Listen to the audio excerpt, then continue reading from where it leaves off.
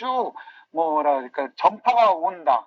근데 전파가 오는 거를 1분마다 이제 계측을 한다라고 할 때 어떤 센서기가 있어서 그 전파를 잡는 기계가 있어야 되지 않겠어요? 그리고 1분마다 측정을 하는 이런 부분들. 자, 그렇게 측정되면 얼마나 많겠어요? 그죠? 이런 것들을 우리는 빅데이터라고 저는 생각을 한다는 거예요. 그래서 아래 예시는 뭐냐? 이런 것들인 거죠.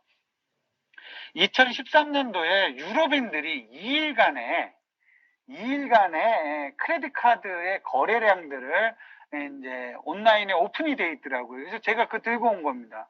그걸 삼포도로 이제 그린 게 뭐 이런 그래프라는 거예요.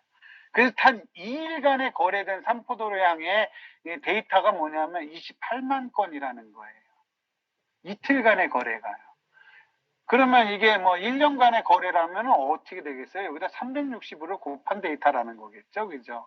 그러면 10년간의 데이터라고 하면 어떻게 되겠어요? 어마무시한 데이터라는 거예요. 이런 것들을 어떻게 분석을 할 거냐라는 거예요. 첫 번째 여러분들이 이런 생각을 해보세요.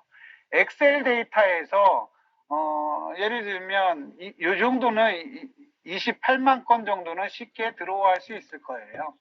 근데 예를 들면 여기다 열흘간이라고 한번 할게요. 곱하기 해가지고 280만 개의 데이터를 여러분들이 엑셀에서 데이터를 들어온다고 생각을 해보세요. 엑셀에서 데이터를 가져올 수 없어요.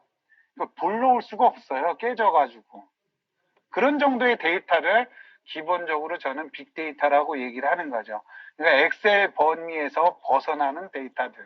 그런 것들을 저는 빅데이터라고 한 거고, 그런 것들을 이제 우리는 여러분들 배울 거라는 거예요. 분석하는 방법을. 그래서 실제 데이터는 어떻게 되냐, 엑셀 수준으로 저장되는 게 아니고요. 이 어마무시한 데이터의 정보들을, ASCII 파일이라고 얘기나요? 텍스트 파일이라고 얘기되나요? 그래서 저장 용량을 적게 저장을 해서 많은 양의 정보를 축적할 수 있게끔 CSV 파일 형태로 대부분은 저장이 돼요.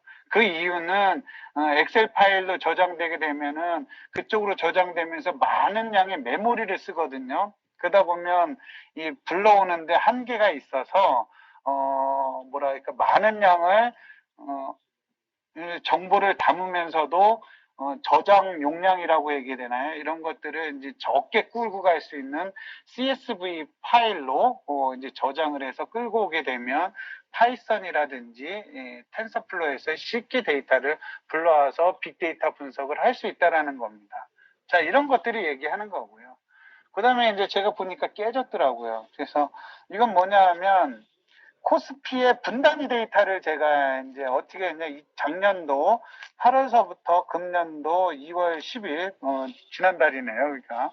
여기 갖고 분단위 데이터를 코스피하고 원달러 환율을 해놓은 건데요. 깨졌네요, 보니까. 여기 보면 몇 개까지 있나요, 되게. 뭐, 6개월치밖에 안 되죠, 대충. 그죠? 6개월치밖에 안 됐는데, 5만 개의 데이터가 있는 겁니다. 이 데이터가. 여기는 어떻게 돼요? 뭐, 4만 6천 개의 데이터가 있는 거죠. 자, 여기서 화면상으로는 깨졌는데요. 실시간 공유가 되니까 제가 한글 파일에 있는 거를 보여드리도록 하겠습니다.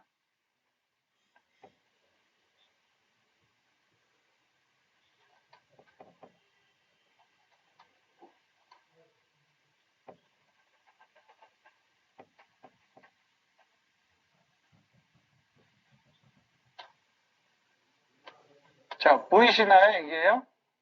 이게 이제 분단위 데이터의 모양새인 겁니다, 여러분들. 자, 그래서 잠시만요. 크기를 좀 키울게요. 자, PDF 파일 과정으로 전환됐는데 이게 지금 깨져서 나와서 이제 제가 별도로 보여드린 거고요. 보시는 것처럼 우상향으로 해서 이제 작년 8월서부터 2월까지 상당히 이제 올라가는 거고, 매 분마다 축적된 데이터가 이렇게 5만 개 정도 된다라고 보시면 될 것 같습니다. 이런 것들이 이제 저는 빅데이터라고 얘기를 하는 겁니다. 추상적으로 뭐 어쩌고 저쩌고 하는 것들은 다른 교수님들한테 배우시고 저는 이러한 실질적인 내용들을 가지고 여러분들이 분석하는 거를 가리키도록 하겠습니다. 자, 그리고 마지막. 그럼 애널리시스는 뭐냐? 그래서 이제 저의